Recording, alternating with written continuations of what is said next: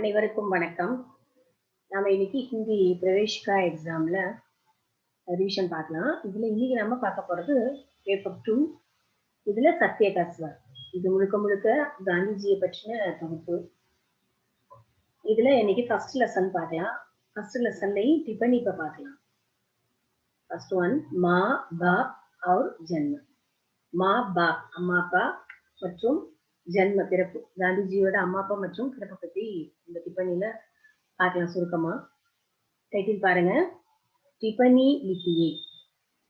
देश पिता महात्मा गांधी की पैदाइश 2/10/1869 को गुजरात के पोरबंदर में हुई। நமது தேசப்பிதா மகாத்மா காந்தியினுடைய பிறப்பானது 2 அக்டோபர் 1869 குஜராத்தில் இருக்கக்கூடிய போர்பந்தர்ல நிகழ்ந்தது. அதாவது நமது மகாத்மா காந்தி தேஷ்பிதா அக்டோபர் 2 1869 குஜராத்ல இருக்கிற போர்பந்தர்ல பிறந்தார்.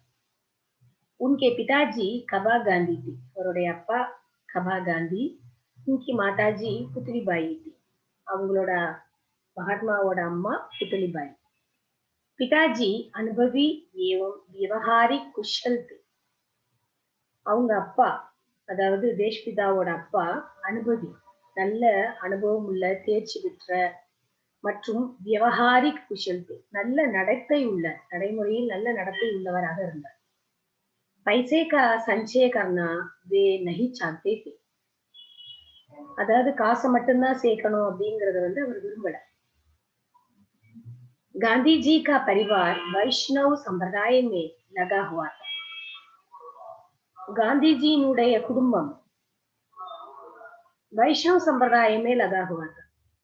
வைஷ்ணவ சம்பிரதாயத்தை சேர்ந்தவங்களா இருந்தாங்க. மாதாஜி தார்மிக் நியமமே பத்ததி.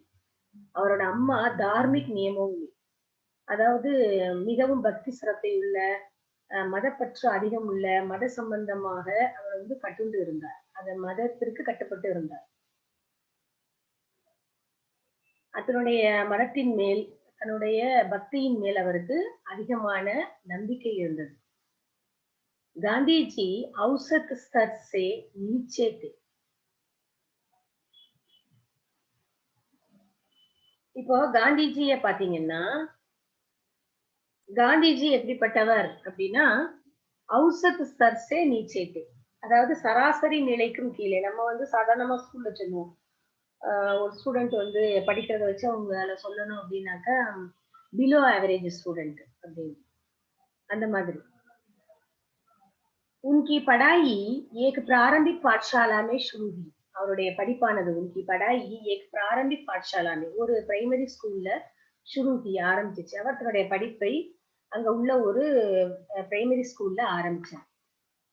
இதுதான் இந்த டிப்பனி. ரொம்ப ரொம்ப சின்னது, படிக்கிறதுக்கு ரொம்ப ஈஸியானது. இதை ரிவைஸ் பண்ணுங்க. அடுத்தது நம்ம ஷாரான்ஸ் பார்க்கலாம். தன்யவாத்.